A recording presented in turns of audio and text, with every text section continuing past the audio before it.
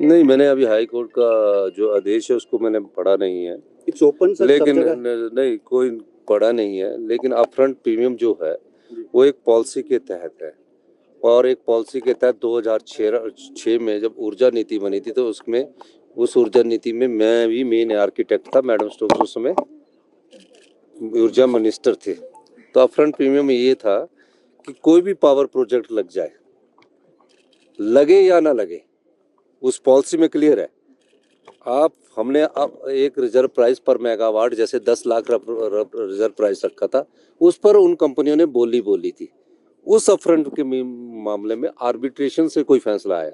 अब आर्बिट्रेशन के भी कई ऐसे फैसले आ रहे हैं जो बड़े चिंताजनक है, कानून की अनदेखी हो रही है। उसके खिलाफ हाई कोर्ट हमारी सरकार गई और सरकार ने उसमें जो 64 करोड़ रुपया आर्बिट्रेशन का था वो जमा कराना था। उसके बारे में मैंने अभी जानकारी प्राप्त की है। मैंने कहा है कि आप मुझे बताइए क्योंकि, और इस प्रकार के आदेश अगर आए तो उसके बारे में हम अध्ययन करेंगे।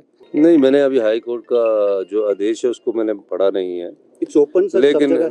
नहीं, कोई पढ़ा नहीं है, लेकिन अपफ्रंट प्रीमियम जो है वो एक पॉलिसी के तहत है। और एक पॉलिसी के तहत 2006 में जब ऊर्जा नीति बनी थी, तो उसमें उस ऊर्जा नीति में मैं भी मेन आर्किटेक्ट था। मैडम स्टोक्स उस समय ऊर्जा मिनिस्टर थे। तो अपफ्रंट प्रीमियम में ये था कि कोई भी पावर प्रोजेक्ट लग जाए, लगे या ना लगे, उस पॉलिसी में क्लियर है। आप हमने अब एक रिजर्व प्राइस पर मेगावाट जैसे 10 लाख रिजर्व प्राइस रखा था, उस पर उन कंपनियों ने बोली थी। उस अपफ्रंट के मामले में आर्बिट्रेशन से कोई फैसला आया। अब आर्बिट्रेशन के भी कई ऐसे फैसले आ रहे हैं जो बड़े चिंताजनक है, कानून की अनदेखी हो रही है। उसके खिलाफ हाई कोर्ट हमारी सरकार गई और सरकार ने उसमें जो 64 करोड़ रुपया आर्बिट्रेशन का था वो जमा कराना था। उसके बारे में मैंने अभी जानकारी प्राप्त की है। मैंने कहा है कि आप मुझे बताइए क्योंकि, और इस प्रकार के आदेश अगर आए तो उसके बारे में हम अध्ययन करेंगे। नहीं, मैंने अभी हाई कोर्ट का जो आदेश है उसको मैंने पढ़ा नहीं है। इट्स ओपन सर, सब लेकिन जगह। नहीं, कोई पढ़ा नहीं है, लेकिन अपफ्रंट प्रीमियम जो है वो एक पॉलिसी के तहत है।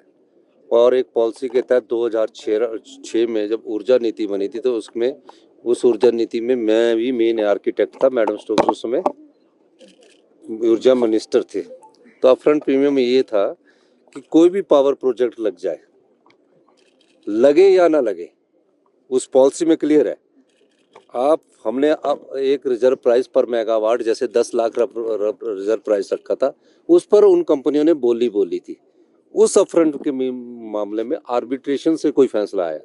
अब आर्बिट्रेशन के भी कई ऐसे फैसले आ रहे हैं जो बड़े चिंताजनक है, कानून की अनदेखी हो रही है। उसके खिलाफ हाई कोर्ट हमारी सरकार गई और सरकार ने उसमें जो 64 करोड़ रुपया आर्बिट्रेशन का था वो जमा कराना था। उसके बारे में मैंने अभी जानकारी प्राप्त की है। मैंने कहा है कि आप मुझे बताइए क्योंकि, और इस प्रकार के आदेश अगर आए तो उसके बारे में हम अध्ययन करेंगे।